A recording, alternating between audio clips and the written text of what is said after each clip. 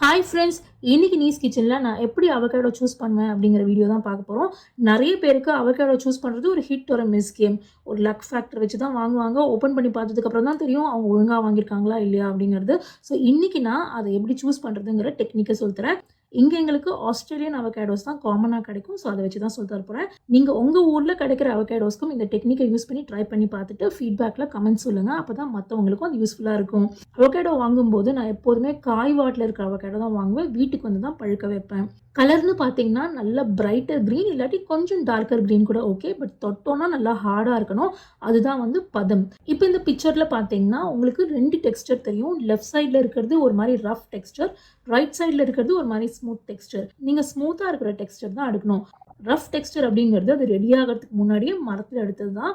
அது நீங்கள் பழுக்க வச்சா பர்ஃபெக்டாக பழுக்கலாம் செய்யும். பட் நீங்கள் ஓப்பன் பண்ணி பார்த்தோன்னா அது உள்ளுக்குள்ளே கொஞ்சம் அழுகல் இருக்கும். அதனால நல்ல ஸ்மூத் டெக்ஸ்டராக பார்த்து எடுங்க. இப்போ வீட்டுக்கு வந்ததுக்கப்புறமா இதை நல்லா வாஷ் பண்ணிவிட்டு ஷேட் ட்ரை பண்ணிவிடுங்க. ஷேட் ட்ரை பண்ணதுக்கப்புறமா தண்ணியெல்லாம் போனதுக்கப்புறமா உங்கள் அரிசி ட்ரம்மில் இதை போட்டு நல்லா அரிசிக்குள்ளே இமர்ஸ் பண்ணுங்க. வெளில எதுவுமே தெரியக்கூடாது. சுமாராக ஒரு 2லேருந்து 4 நாளுக்குள்ளே இது பழுத்துரும். நீங்கள் டெய்லி எடுத்து எடுத்து பார்க்கணும். தொட்டோன்னா நம்ம ஹார்ட் டெக்ஸ்டர்லேருந்து சாஃப்ட் டெக்ஸ்டருக்கு அது மாறணும்.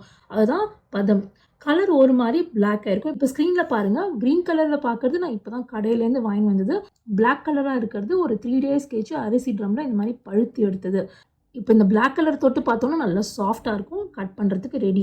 இப்போ நான் சாம்பிளுக்கு உங்களுக்கு ஒரு ரஃப் டெக்ஸ்டர் அவகேடோவை கட் பண்ணி காமிக்கிறேன். உள்ளே பார்த்தீங்கன்னா கொஞ்சம் ப்ரௌனிஷாக இருக்குது. இதுதான் வந்து ரஃப் டெக்ஸ்டராக யூஸ் பண்ணால் கிடைக்கிற ப்ராப்ளம்ஸ். இதோட மோசமாகவே இருக்கும். எனக்கு சுமாராக அங்கங்கே ப்ரௌன் ஸ்பாட்ஸ் இருக்குது. ஸோ அதனால் உங்களுக்கு எக்ஸாம்பிள் காமிக்கிறேன். இப்போ நான் ஸ்மூத் டெக்ஸ்டரில் ப்ராப்பராக சூஸ் பண்ண அவகேடோவை கட் பண்ணி காமிக்கிறேன். உள்ளே பாருங்கள், பர்ஃபெக்டாக க்ரீனாக இருக்குது. இதுதான் கரெக்டான அவகேடோ. இப்போ இந்த ப்ராசஸ் நீங்களே பண்ணி முடிச்சதுக்கப்புறமா உங்களுக்கு பழுத்தா அந்த பழம் எப்படி இருக்கும் அப்படிங்கிறத கண்டுபிடிச்சிருவீங்க. அந்த ஸ்டேஜில் நீங்கள் கடையில் போய் பர்ஃபெக்ட் அவகேடோவை எடுத்துக்கலாம். இப்போ ஸ்க்ரீனில் பாருங்கள், ஒரு சைடு நல்ல க்ரீன் ஸ்மூத்தாக இருக்குது. இது காய் வாட்டு. இன்னொரு சைடில் பார்த்தீங்கன்னா நல்லா பிளாக்கிஷாக ஸ்மூத்தாக இருக்குது. இதை ப்ரெஸ் பண்ணாலும் நல்லா பர்ஃபெக்டாக இருக்கும். இதை நான் வந்து வீட்டுக்கு வந்தோடனே வாங்கி சாப்பிட்லாம். ஸோ இந்த எக்ஸ்பீரியன்ஸ் நீங்கள் ப்ராக்டிஸ் பண்ணால் மட்டும்தான் வரும். அதனால நீங்கள் காய் வாட்டாக வாங்கி வீட்டில் எல்லாத்தையும் ப்ராக்டிஸ் பண்ணிவிட்டு அந்த டெக்ஸ்டர்லாம் நல்லா ஃபீல் பண்ணதுக்கப்புறம் கடையில் போய் வாங்குங்க. அப்போ தான் நம்ம பர்ஸுக்கு சேஃப். அவ்வளோதான். அவகேடோ நான் எப்படி சூஸ் பண்ணுவேங்கிற என்னோட பர்சனல் எக்ஸ்பீரியன்ஸ் உங்களுக்கு சொல்லி கொடுத்துருக்கேன். நான் இன்னி வரைக்கும் காய் வாட்டில் தான் சூஸ் பண்ணுவேன். எனக்கு பர்ஃபெக்டாக சூஸ் பண்ணாலும் நான் ரிஸ்க் எடுக்க விரும்ப மாட்டேன். அது என்ன போகிறது, வந்து வீட்டில் போட்டோன்னா 3 நாளில் ரெடி ஆகிட போகுது. நமக்கு வந்து பைசா வேஸ்ட் ஆகாது, ரீசோர்ஸஸும் வேஸ்ட் ஆகாது. உங்களுக்கு இந்த வீடியோ யூஸ்ஃபுல்லாக இருந்திருக்குன்னு நினைக்கிறேன். நீங்கள் இதை ட்ரை பண்ணி பார்த்தீங்கன்னா கமெண்ட் செக்ஷனில் சொல்லுங்கள். உங்கள் ஃபீட்பேக் தான் எங்களுக்கு ரொம்ப முக்கியம்.